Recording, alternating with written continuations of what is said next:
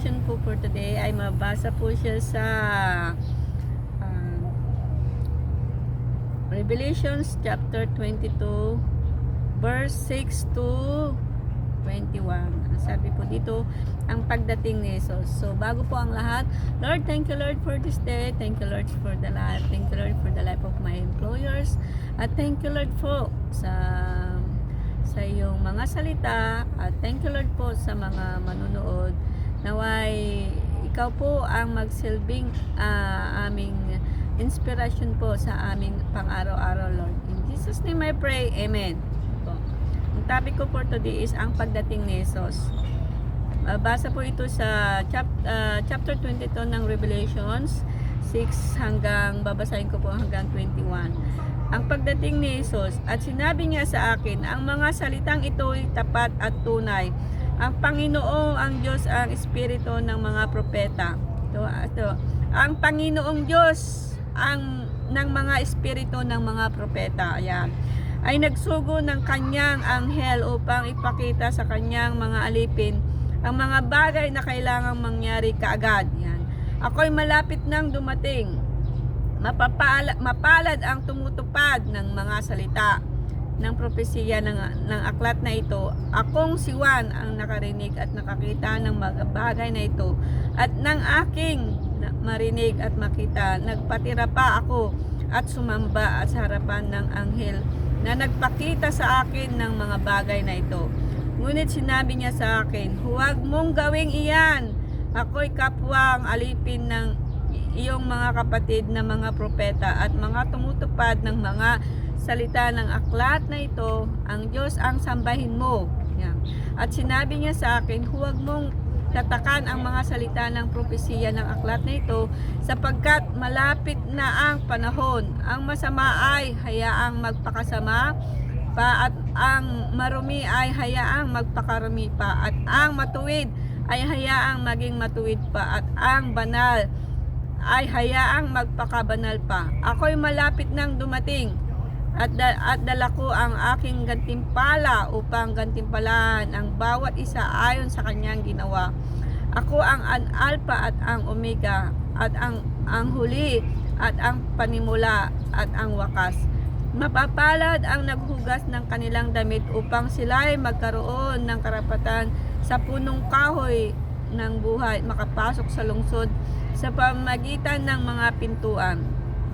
Nasa labas ang mga aso, mga mangkukulam, ang mga nakikiapid, ang mga mamatay tao at mga sumasamba sa Diyos-Diyosan at ang bawat umiibig at gumagawa ng kasinungalingan. Akong si Jesus ay nagsugo ng aking anghel upang ang iyong magpaptotoo ang mga bagay na ito ay ang iglesia at ako ang ugat at ang supling ni David. Ang maningning na tala sa umaga, ang espiritu at ang babaeng ikakasal ay nagsasabing halika at ang nakikinig ay magsabing halika at ang nauuhaw ay pumarito. Ang may ibig ay kumuha ng tubig ng buhay ng walang bayad. Mga babalas at basbas. Ang aking binabalaan ang bawat taong nakikinig sa mga salitang ito ng propeta ng aklat na ito, kung ang sinuman ang magdagdag ng mga ito ay idaragdag sa kanya ang Diyos ang salot sa nakasulat sa aklat na ito. At kung sinuman ang mag-alis sa mga salita ng aklat ng propesiya ito, aalisin ng Diyos ang kanyang bahagi sa punong kahoy ng buhay at ang banal na lungsod na nakasulat sa aklat. Ang nagpapatotoo sa mga bagay nito ay magsabi na, oo, ako'y malapit nang dumating. Amen.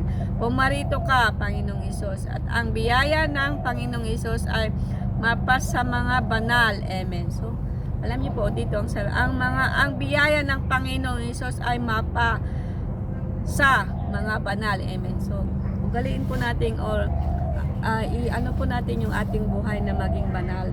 Sabi po dito, napakaliwanag sa chapter 22 verse 10. At sinabi niya sa akin, huwag mong takakan ang mga salita ng propesya ng aklat nito sapagkat malapit na ang panahon. Ang masama ay hayaang magpakasama. Yan. Kaya